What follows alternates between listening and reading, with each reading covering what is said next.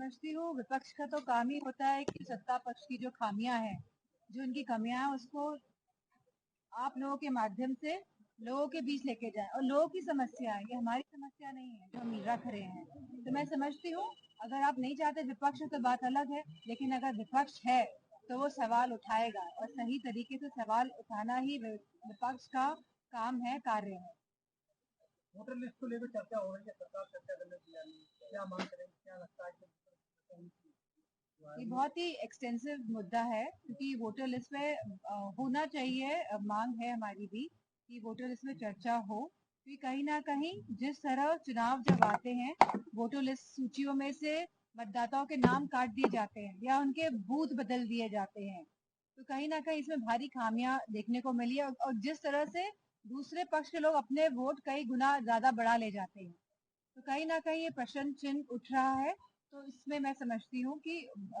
बात होनी चाहिए। मैडम सेवकों और बजरंग दल के लोगों द्वारा कब्र को खोदने की बात की जा रही है। मैं समझती हूँ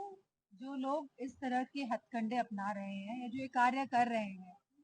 या जो इस तरह की जो ये भावनाओं को उत्तेजित करने वाले जो भाषण दे रहे हैं या कार्य कर रहे हैं, तो कहीं ना कहीं ये लोग नहीं चाहते हैं कि देश का सौहार्द रहे, कि लोग आपस में मिलके रहे, कि देश आगे बढ़े। क्योंकि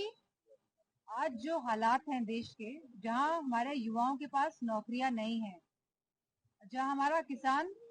बहुत ही कठिनाइयों के साथ खेती कर रहा है, जहां आवारा पशुओं की समस्या है, जहां आज महिलाएं सुरक्षित नहीं है उत्तर प्रदेश में। पिछले एक महीने में हमने देखा है कि महिलाओं के साथ कितने अपराध उत्तर प्रदेश में घटित हो रहे हैं और यह सरकार और पूरा प्रशासन इनके लिए कुछ नहीं कर पा रहा है। जहां शिक्षा और स्वास्थ्य सेवाएं पूरी तरह से ठप पड़ी हुई है, तो कहीं ना कहीं ध्यान भटकाने की राजनीति से इस तरह के हथकंडे अपनाते हुए ये लोग काम कर रहे हैं। मैडम जियाउल रहमान, मुस्लिम धर्म गुरुओं का कहना है कि सरकार वक्फ बोर्ड को खत्म कर रही है।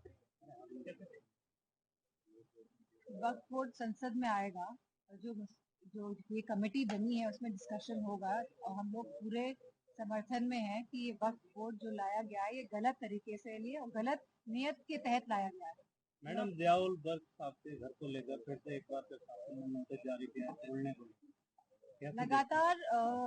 मैं समझती हूँ एक टारगेट पॉइंट बना लिया गया है और वो नहीं चाहते हैं कि उत्तर प्रदेश में सौहार्द रहे, कि जो भाईचारे के साथ उत्तर प्रदेश जितनी भी लोग भड़काने की कोशिश कर रहे हैं उसके बावजूद भी जिस तरह लोग आज अभी भी भाईचारे के साथ रह रहे हैं, कहीं ना कहीं इसको बिगाड़ने का माहौल बनाने के लिए इसीलिए टारगेट कर रहे हैं लोगों को। मैडम में जो हिंसा हुई है उसको किस तरीके से देखते हैं? नागपुर में जो हिंसा हुई है बहुत ही दुर्भाग्यपूर्ण है जिस तरह से हिंसा हुई है और जैसे जैसे जिस तरह के वीडियोस और जो विजुअल्स आए हैं जहां लोगों ने कहा कि हमने लगातार प्रशासन को फोन मिलाया